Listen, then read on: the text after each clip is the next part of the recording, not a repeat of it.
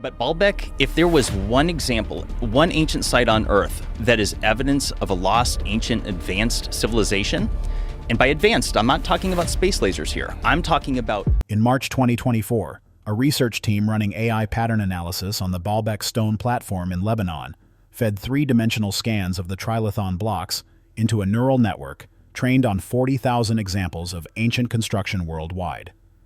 The algorithm returned an error message. Not a software glitch, a historical one.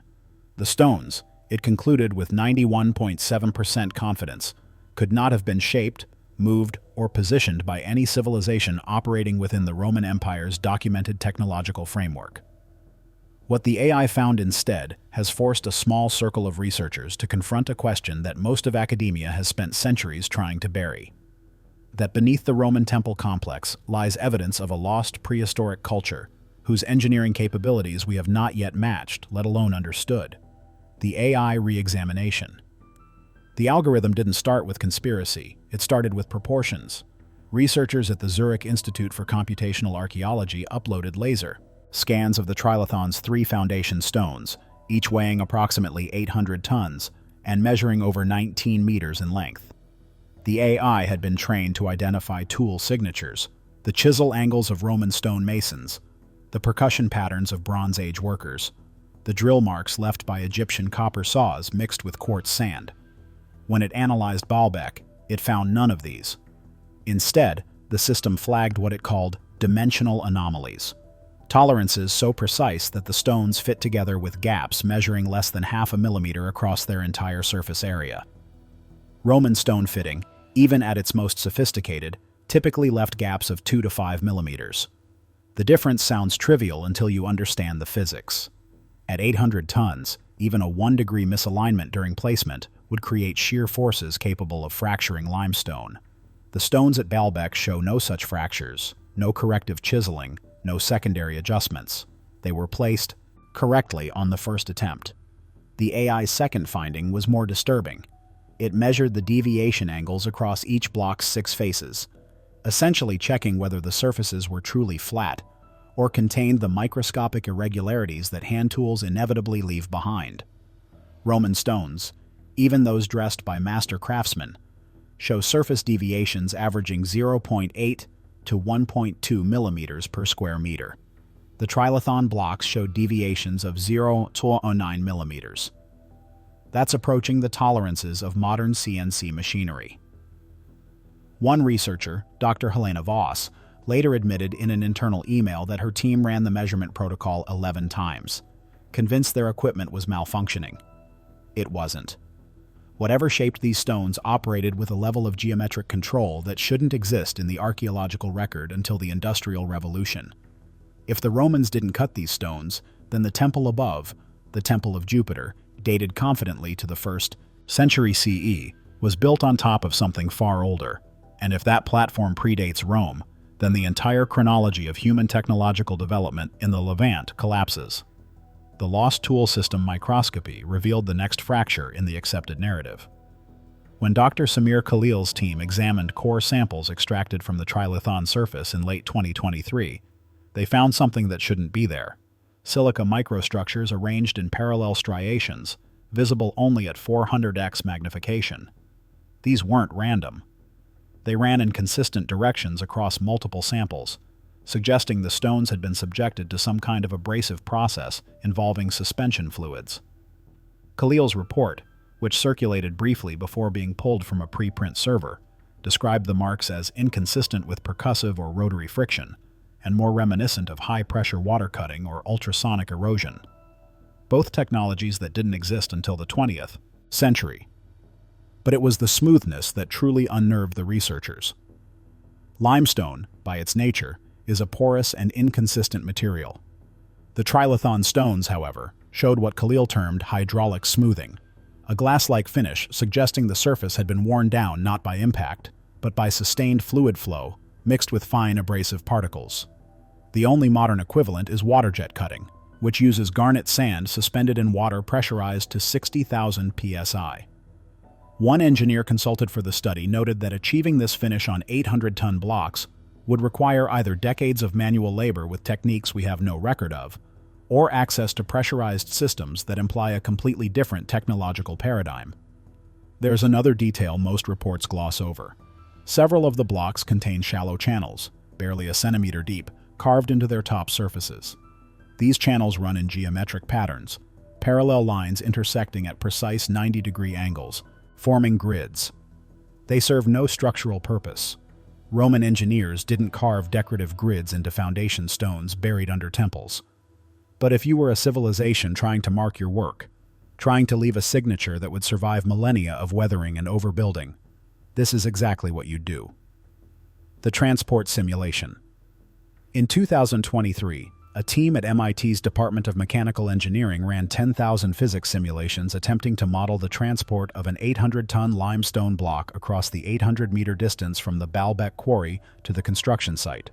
The simulations failed 9,736 times, and the failures weren't close calls. They were catastrophic.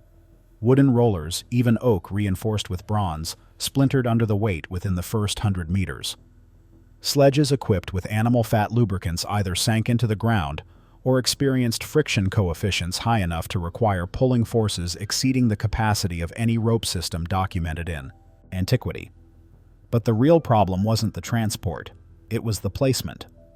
The Trilithon blocks sit on a foundation layer of smaller stones, positioned with such accuracy that the horizontal alignment deviates by less than 2 centimeters across a 60-meter span.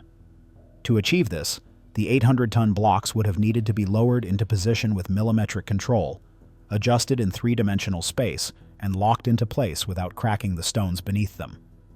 The MIT team attempted to simulate this, using every known ancient lifting technique. Lever systems, earthen ramps, counterweight cranes, even the speculative kite-lifting theories proposed for Egyptian pyramids. None worked.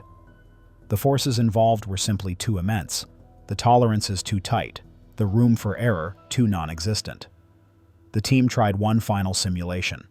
What if the blocks were moved using water displacement? Ancient engineers flooding a quarry, floating the stones on barges, then draining the water to lower them into place with hydraulic precision. It's the only method that approached plausibility. But it would require an understanding of hydrostatics and civil engineering that predates Archimedes by millennia. Prehistoric sky alignments. In 2022, an archaeoastronomer named Dr. Yael Dror ran a precession analysis on the Baalbek platform's orientation. Precession, the slow wobble of Earth's axis over a 26,000-year cycle, means that celestial alignments shift gradually over millennia. Dror's analysis worked backward, calculating when the platform's centerline would have pointed precisely at the rising sun on the longest day of the year. The answer wasn't 27 BCE, when the Romans began construction of the temple above. It wasn't even 3000 BCE, the dawn of Bronze Age civilization in the region. The alignment locked into place between 7000 and 9000 BCE, the pre-pottery Neolithic, a period when the academic consensus insists humans were living in mud huts and just beginning to experiment with agriculture. The study, published briefly before being retracted due to methodological concerns, sent quiet shockwaves through the field. Because if Dror's calculations were correct, it meant the platform wasn't just old, it was impossibly old. Older than Stonehenge. Older than the pyramids of Giza. Contemporary with Göbekli Tepe, but representing a level of sophistication that had no business existing 9 millennia ago. Other researchers, working independently, arrived at similar dates: 7,800 BCE, 8,200 BCE, 9,100 BCE. What remained consistent was the impossibility. Because if the platform was built to track celestial events in the 8th millennium BCE, then someone was not only moving 800-ton stones, but also possessed astronomical knowledge, sophisticated enough to calculate axial tilt, solar declination, and long-term seasonal drift. Knowledge that, according to every textbook, wouldn't emerge for another 6,000 years. And there's a darker implication buried in the data. Structures don't align themselves with celestial events by accident. They're built that way intentionally, often as part of religious or calendrical systems that require multi-generational observation of the sky, which means this wasn't a one-time project. This was a culture, a society stable enough, organized enough, and technologically advanced enough to plan construction projects that would take decades or even centuries to complete. And then it vanished. Completely. Subsurface engineering. In 2021, a ground-penetrating radar survey conducted by a Lebanese-German research team detected something beneath the Trilithon that has never been fully disclosed to the public. The GPR data showed a series of horizontal voids running beneath the foundation stones. Empty spaces approximately 30 to 40 centimeters in height, stretching across much of the platform's footprint. These aren't natural karst formations. The voids are too regular, too evenly spaced. They're intentional. One hypothesis, proposed quietly by structural engineers who reviewed the scans, is that the voids function as seismic dampeners. Lebanon sits on the Dead Sea Transform Fault, a highly active tectonic boundary. Modern earthquake-resistant construction sometimes uses base isolation techniques, essentially building structures on flexible foundations that can absorb seismic shocks. If the Baalbek voids serve a similar function, it would mean the builders understood soil mechanics, load distribution, and seismic engineering principles that wouldn't be formally codified until the 20th century. The GPR data revealed something else, too. Beneath the voids, the bedrock itself shows signs of modification, flat horizontal surfaces where natural stone would be irregular. Someone carved into the living rock to create a stable base layer before the first foundation stone was ever laid. This kind of site preparation suggests not just engineering competence, but geological survey capabilities, the ability to assess bedrock quality, predict settlement over time, and compensate for subsurface irregularities. The 1,650-ton block. There's a stone still in the quarry. They call it the Stone of the Pregnant Woman, or Hajar al-Hibla. It measures 19.6 meters long, 6 meters wide, and 5.5 meters tall. It weighs approximately 1,650 tons, twice the mass of the Trilithon blocks, and 3 times heavier than any object successfully moved in the ancient world. It was cut, shaped, and prepared for transport, then abandoned. The question that no one has answered satisfactorily is, why would any civilization begin cutting a stone this size if they didn't already have the technology to move it? The standard explanation is that it was an ambitious failure, an overreach that proved too difficult. But this assumes incompetence, and everything else about Baalbek argues against that. The Trilithon blocks were moved successfully. The platform was built to tolerances that still impress modern engineers. These are not the achievements of people prone to reckless miscalculation. So the presence of the 1,650-ton block suggests something else. That at some point, the civilization capable of moving 800-ton stones routinely believed that 1,650 tons was within their capability. And then something happened. The project stopped. Not because they couldn't finish it, but because they were no longer there to finish it. There are 3 other massive stones in the same quarry, all prepared for transport, all abandoned at various stages of completion. The site has the feel of a work shift that never returned. Tools left in place, blocks half detached from bedrock. It's the archaeology of interruption, the kind of scene you'd expect if a civilization collapsed suddenly, through war, disease, environmental catastrophe, or some combination of all 3. The global network theory. Baalbek isn't alone. Over the past 2 decades, researchers, comparing construction techniques across megalithic sites worldwide, have identified what they're calling engineering fingerprints, shared characteristics that appear in structures separated by thousands of miles and supposedly thousands of years.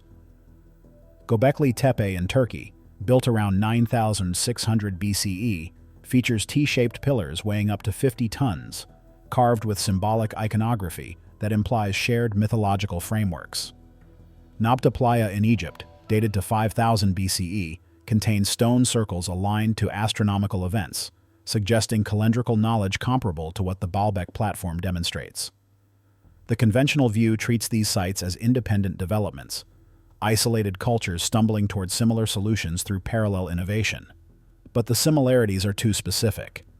The astronomical alignments tracking identical celestial events, the use of massive stones when smaller ones would suffice structurally, the absence of utilitarian purpose.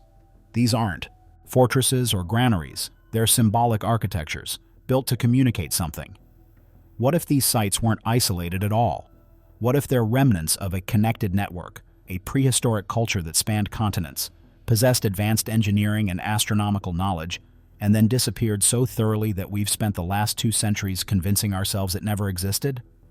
Recent DNA studies of ancient populations in the Near East show unexpected genetic mixing around 8,000 to 9,000 BCE, movements of people across distances that shouldn't have been possible with primitive technology. These genetic flows suggest more than trade. They suggest coordinated migration, shared knowledge systems, and cultural continuity across regions that were supposedly disconnected. The terrifying conclusion. The Baalbek findings aren't terrifying because they suggest we've misunderstood one site. They're terrifying because of what they imply about the fragility of advanced civilization.